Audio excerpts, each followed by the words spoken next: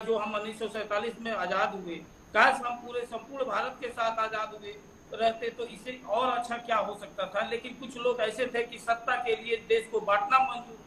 किए, लेकिन देश को एकता के साथ वो अपने का सत्ता को नहीं ये कर सकते थे। तो इसलिए इससे बड़ा दुर्भाग्य क्या हो सकता है,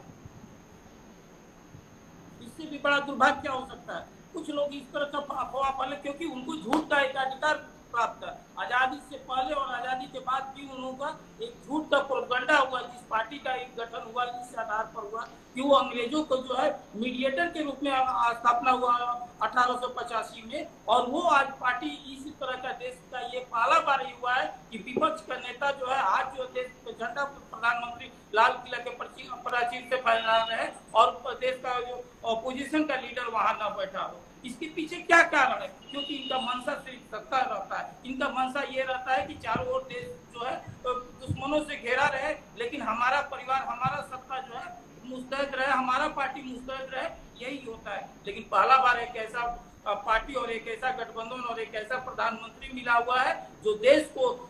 मजबूत आधार दे रहा है, जो देश को आज विगत 2014 के बाद से जिस तरह से परिवर्तन हुए, निश्चय ही इसके पहले परिवर्तन हुए, लेकिन जिस तेजी गति से आज परिवर्तन हो रहा है, पूरा देश देख रहा है कि किस तरह से परिवर्तन है। यही पहले हमारे कश्मीर के बॉर्डर पर क्या स्थिति होता था, हमारे सैनिकों को सर काट करके लेके चले जाते थे, लेकिन देश के प्रधानमंत्री उफ तक नहीं बोलते थे। आज अगर जो कुछ भी घटना हो रहा है तो पूरे विश्व इसका निंदा कर रहा है, किस तरह से हमारे पाकिस्तान को इसको मुंह तोड़ जवाब दिया, ये देखने की जवाब है। लेकिन इन लोगों को कुछ नहीं दिखा है। आर्थिक स्थिति में हम किस तरह से मजबूत हो रहे हैं, आईटी सेक्टर में किस तरह से मजबूत हो रहे हैं, और सबसे बड़ा चीज है जिस तरह से पहले धमाके आतंकवाद का होते थे, चाहे सांप्रदायिक देश में जिस तरह से दंगे होते थे